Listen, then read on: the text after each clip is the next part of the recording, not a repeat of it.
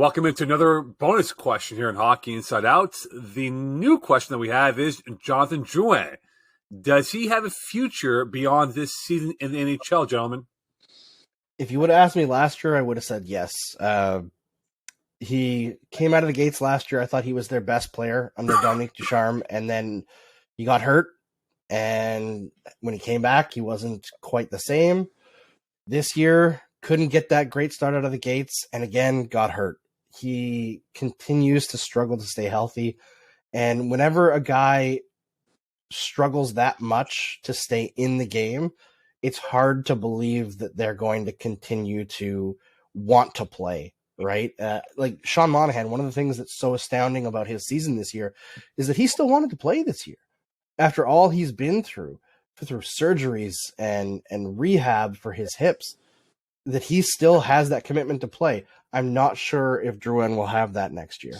Like Andrew says, unfortunately, the injury bug has got him again, which hasn't allowed him to, bring his best game out, year after year. And, I look at the opportunity of a guy that would be entering a UFA situation as motivation to possibly be the best you can be to maximize what your potential earnings could be the following year. And I don't see that motivation and that drive happening. And you can point it to maybe the injuries are more, serious than what we realize. But the bottom line out of all this is I don't foresee him being part of the Montreal Canadiens or the NHL for that matter, because right now he's having a hard time staying healthy, and he really hasn't brought anything close to what he was able to do before. So it'll be interesting to see how this plays out down the stretch. I could see somebody signing him for a year as a bargain signing, that if it works out, it works out. If it doesn't, it doesn't. There's always a chance that maybe it's going to disrupt your team chemistry. You don't know what attitude he's going to come in with. When he got hurt, my first thought this year is it's going to make it really tough to trade him now, because he's going to have a short window there between when he comes back, if he does, and the trade deadline. So in terms of Hughes being able to maximize his value, that's questionable. I think he has too much talent not to get a player professional tryout from someone. If he wants it, you don't know how serious these injuries are. He's been through a lot before. I could see him throwing in the towel, and it won't even be a question. But I think his involvement with the Canadiens ends this season. I don't see them bringing him back. To bring up this point here, guys, let's say he stays in Tampa Bay. Do we see a different Canadien Drouin playing in Central Florida than what we've seen the last 5 years as a Montreal Canadian, Andrew? I think absolutely. I don't think he would ever have hit the lofty expectations that people had in his draft year, because frankly, he just was never the player that they thought that he was going to be. Like putting him on the same level as Nathan McKinnon or even Nikolai Ehlers, who he played with in junior. He just isn't that level of play driver, of goal scorer. He kind of stagnated for the same reason a lot of guys stagnate in junior, is when you can score at will in junior, oftentimes you don't do the things that are necessary to score in the NHL, right? When you're shooting on a 16, 17-year-old goaltender and you could just score from the blue line, what's the point to driving the net, right? You don't have to do that. You can just pile up goals from wherever. And I think Drouin kind of became that perimeter player in junior and never really grew out of it in the NHL. He thought that he could just keep doing the same thing, and he could put up 50 points doing that, but it was only going to be 12 to 15 goals, and he was not going to be a center. The Canadiens tried that and put way too much pressure on him and abysmally failed.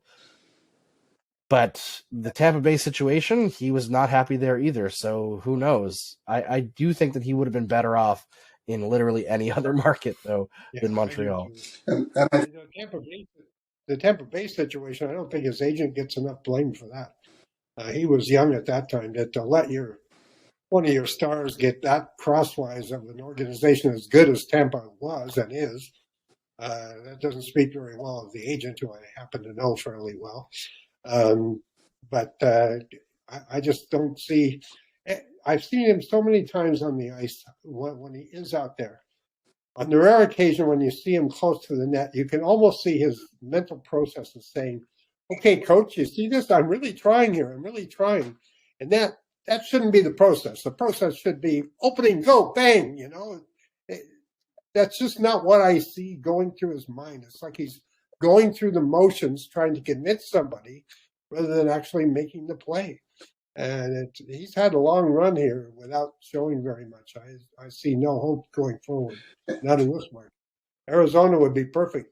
5,000 fans a night, how much pressure there can be. It feels like junior. So, And I mean, let's face it, without using the excuse of, injuries, there's a French Canadian that's coming into a real tough market for anybody that's from here. Some can handle it, some cannot. And I know that there's, been some speculation and actual fact that came out that, maybe his well-being is not what it should be, where, he'd like to be. All that being said, listen, it's a real tough place for him to be in right now. He's not having much fun. He's not doing what he was brought here to do. And life in the entertainment business, you gotta draw the line and move on and try and identify some of your problem areas and take care of them. Well, no question that Jonathan Drouin was always available for the media, but it appears like his 15 minutes of fame with the Montreal Canadiens could be expiring by the end of the year, and who knows what will be the future for him in the NHL if he has one. And as Stu Count has mentioned before in weeks past, he's sort of going down the same route as Alexander Daig was when he first came in the NHL and kind of petered out towards the end of his career. That'll do it for this bonus episode of Hockey Inside Out. Don't forget to submit your questions and comments to us. We look forward to conversing about that on a future episode. And like and subscribe our YouTube page for Hockey Inside Out. Sign up to the MontrealGazette.com/newsletters for our latest updates on the Montreal Canadiens. And for full episodes and bonus content, head on by to Hockey Inside Out. On behalf of Jack Todd, Andrew Berkshire, and Rick Green, wish you a great week. We'll speak to you soon. Bye for now.